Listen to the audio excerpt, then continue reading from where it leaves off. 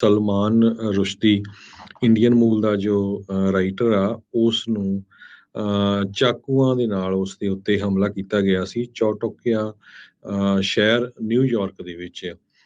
ਸਰੋਤਿਆਂ ਨੂੰ ਯਾਦ ਹੋਊਗਾ ਸਟੈਨਿਕ ਵਰਸਸ ਇਸਨੇ ਬੁੱਕ ਲਿਖੀ ਸੀ 1980s ਦੇ ਕਰੀਬ, ਜਿਹਦੇ ਵਿੱਚ ਮੁਹੰਮਦ ਸਾਹਿਬ ਦੇ ਅਗੇਂਸਟ ਕਾਫੀ ਕੁਛ ਇਸਨੇ ਲਿਖਿਆ ਸੀਗਾ।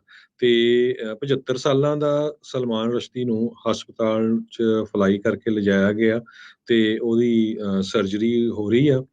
ਉਹਦੇ ਏਜੰਟ ਐਂਡਰਿਊ ਵਾਈਲੀ ਨੇ ਦੱਸਿਆ ਵੀ ਰਾਈਟਰ ਜੋ ਆ ਉਹ ਰਾਈਟ ਨਾਓ ਵੈਂਟੀਲੇਟਰ ਦੇ ਉੱਤੇ ਹੈਗਾ ਤੇ ਉਹਦਾ ਲਿਵਰ ਵੀ ਡੈਮੇਜ ਹੋ ਗਿਆ ਆ ਤੇ ਇੱਕ ਅੱਖ ਵੀ ਉਹਨਾਂ ਦੀ ਪਰਮਾਨੈਂਟ ਖਤਮ ਹੋ ਸਕਦੀ ਹੈਗੀ ਆ।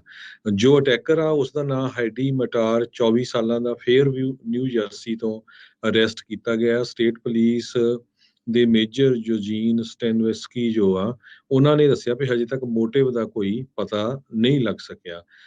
ਰੁਸ਼ਦੀ ਇੱਥੇ ਇੱਕ ਲੈਕਚਰ ਕਰਨ ਆਇਆ ਸੀ, ਇਸ ਤੋਂ ਪਹਿਲਾਂ ਵੀ ਉਹ ਪਿਛਲੇ ਸਾਲਾਂ ਦੇ ਵਿੱਚ ਇੱਥੇ ਲੈਕਚਰ ਕਰਨ ਆਉਂਦੇ ਰਹੇ ਆ। ਇਸੇ ਤਰ੍ਹਾਂ ਇੱਕ ਮੋਡਰੇਟਰ ਹੈਨਰੀ ਰੈਸੀ 73 ਸਾਲਾਂ ਦੇ ਆ, ਉਹਨਾਂ ਦੇ ਵੀ ਜਿਹੜੀਆਂ ਕੁਝ ਸੱਟਾਂ ਲੱਗੀਆਂ ਹੈਗੀਆਂ। ਸਟੇਟ ਟਰੂਪਰ ਤੇ ਕਾਉਂਟੀ ਸ਼ੈਰਿਫ ਡਿਪਟੀ ਨੇ ਰੁਸ਼ਦੀ ਦੇ ਲੈਕਚਰ ਦੇ ਸੰਬੰਧ ਦੇ ਵਿੱਚ ਅਸਾਈਨ ਕੀਤੇ ਗਏ ਸੀ, ਪਰ ਸਮਹਾਉ ਉਹ ਮਿਸ ਕਰ ਗਏ ਤੇ $3 ਮਿਲੀਅਨ ਦਾ ਰੁਸ਼ਦੀ ਦੇ ਸਿਰ ਦੇ ਉੱਤੇ ਇਨਾਮ ਵੀ ਇਰਾਨ ਵਾਲਿਆਂ ਨੇ ਰੱਖਿਆ ਹੋਇਆ ਸੀ।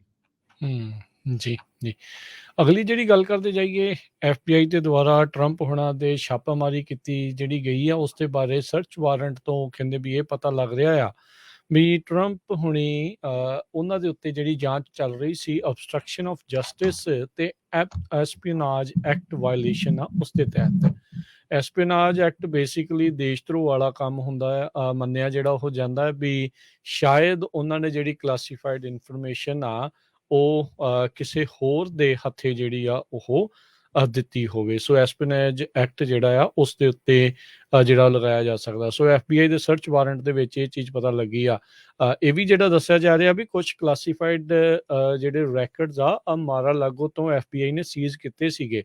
ਸੋ ਟਰੰਪ ਹੁਣੀ ਜਾਂਦੇ ਜਾਂਦੇ ਕੁਛ ਨਾ ਕੁਛ ਜਿਹੜੇ ਕਲਾਸੀਫਾਈਡ ਇਨਫੋਰਮੇਸ਼ਨ ਕਹਿੰਦੇ ਆ ਵੀ ਉਹ ਨਾਲ ਲੈ ਗਏ ਸੀ। ਟਰੰਪ ਹੁਣਾਂ ਨੇ ਦਾਅਵਾ ਕੀਤਾ ਵੀ ਜਿਹੜੇ ਵੀ ਰੈਕਰਡ ਉਹ ਨਾਲ ਲੈ ਕੇ ਗਏ ਆ ਉਹ ਕਲਾਸੀਫਾਈਡ ਨਹੀਂ ਡੀਕਲਾਸੀਫਾਈਡ ਜਿਹੜੇ ਉਹ ਸੀਗੇ, ਪਰ FBI ਆ ਉਹ ਹੋਰ ਜਿਹੜਾ ਆ ਉਹ ਦਾਅਵਾ ਜਿਹੜਾ ਉਹ ਕਰ ਰਹੀ। ਉਹਨਾਂ ਨੇ ਕਿਹਾ ਵੀ FBI ਨੇ ਕੁਛ ਵੀ ਸੀਜ਼ ਨਹੀਂ ਕੀਤਾ ਸੀ ਜਦੋਂ ਪਹਿਲੇ ਦਿਨ ਇਹਨਾਂ ਦੇ ਉੱਤੇ ਛਾਪੇਮਾਰੀ ਕੀਤੀ ਗਈ ਸੀ, ਪਰ ਹੁਣ ਕੁਛ ਇਸ ਦੇ ਬਾਰੇ ਜਿਹੜਾ ਉਹ ਨਵੀਂ ਜਿਹੜੀ ਉਹ ਜਾਣਕਾਰੀ ਆ ਰਹੀ ਹੈਗੀ ਹੈ। ਵਾਰੰਟ ਜਿਸ ਨੂੰ ਕਈਆਂ ਨੇ ਹੁਣ ਰਿਵਿਊ ਕੀਤਾ ਆ, ਅੱਜ ਜਿਹੜਾ ਇਸ ਦੇ ਬਾਰੇ ਜਾਣਕਾਰੀ ਨਸ਼ਰ ਜਿਹੜੀ ਉਹ ਕਰ ਦਿੱਤੀ ਗਈ ਸੀ। US ਮੈਜਿਸਟ੍ਰੇਟ ਜੱਜ ਬਰੂਸ ਰਾਇਨਹਾਰਟ ਉਹਨਾਂ ਨੇ 5 ਅਗਸਤ ਨੂੰ ਇਸ ਵਾਰੰਟ ਦੇ ਉੱਤੇ ਜਿਹੜੇ ਉਹ ਸਾਈਨ ਕੀਤੇ ਸੀ, ਜਿਸ ਦੇ ਵਿੱਚ FBI ਨੂੰ ਇਹ ਅਥਾਰਟੀ ਦਿੱਤੀ ਗਈ ਸੀ ਵੀ ਉਹ ਜਿਹੜੀ ਸਰਚ ਆ 19 ਅਗਸਤ ਨੂੰ ਜਾਂ ਉਸ ਤੋਂ ਪਹਿਲਾਂ ਕਿਸੇ ਵੀ ਟਾਈਮ ਕਿਸੇ ਵੀ ਦਿਨ ਸਵੇਰੇ 6 ਵਜੇ ਤੋਂ ਰਾਤ 10 ਵਜੇ ਦੇ ਵਿੱਚ ਉਹ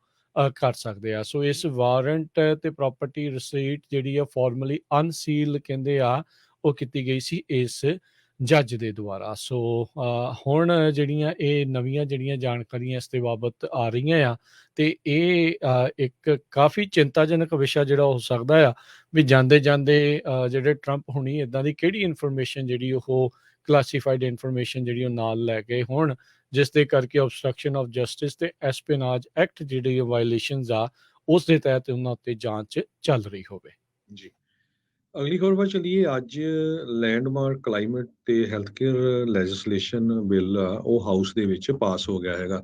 US ਹਾਊਸ ਰਿਪਰੈਜ਼ੈਂਟੇਟਿਵ ਨੇ ਇਨਫਲੇਸ਼ਨ ਰਿਡਕਸ਼ਨ ਐਕਟ ਆਫ 2022 ਨੂੰ ਪਾਸ ਕਰ ਦਿੱਤਾ। ਹੁਣ ਇਹ ਪ੍ਰੈਜ਼ੀਡੈਂਟ ਜੋ ਬਾਈਡਨ ਉਹਨਾਂ ਦੇ ਡੈਸਕ ਤੇ ਜਾਏਗਾ ਤੇ ਉਹ ਸਾਈਨ ਕਰ ਦੇਣਗੇ। ਇਸ ਤੋਂ ਪਹਿਲਾਂ ਮੈਜੋਰਟੀ ਲੀਡਰ ਚੱਕ ਸ਼ੂਮਰ ਤੇ ਸੈਨੇਟਰ ਜੋ ਮੈਂਸ਼ਨ ਇਹਨਾਂ ਨੇ ਰਲ ਕੇ ਜੋ ਸੈਨੇਟ ਦੇ ਵਿੱਚ ਇਹ ਬਿੱਲ ਪਾਸ ਕਰ ਲਿਆ ਸੀ। ਜੁਲਾਈ 27 ਨੂੰ ਡੀਲ ਅਨਾਉਂਸ ਕੀਤੀ ਗਈ ਸੀ ਤੇ ਅਗਸਤ 7 ਨੂੰ ਬਿੱਲ ਸੈਨੇਟ 'ਚ ਪਾਸ ਹੋਇਆ ਸੀ ਤੇ ਅੱਜ ਇਹ ਹਾਊਸ ਦੇ ਵਿੱਚ ਕਲੀਅਰ ਹੋ ਗਿਆ ਹੈਗਾ। Inflation reduction act $369 billion, climate change ਆਉਣ ਵਾਲੇ 10 ਸਾਲਾਂ 'ਚ ਤੇ ਓਬਾਮਾ ਕੇਅਰ ਪ੍ਰੀਮੀਅਮ ਨੂੰ ਜੋ ਸਬਸਿਡੀ ਦੇਣ ਦੇ ਲਈ, ਹੋਰ ਇਸ ਤਰ੍ਹਾਂ ਦੇ IRS ਨੂੰ ਜੌਬਸ ਵਧਾਉਣ ਦੇ ਲਈ ਉੱਥੇ ਵਰਤਿਆ ਜਾਊਗਾ।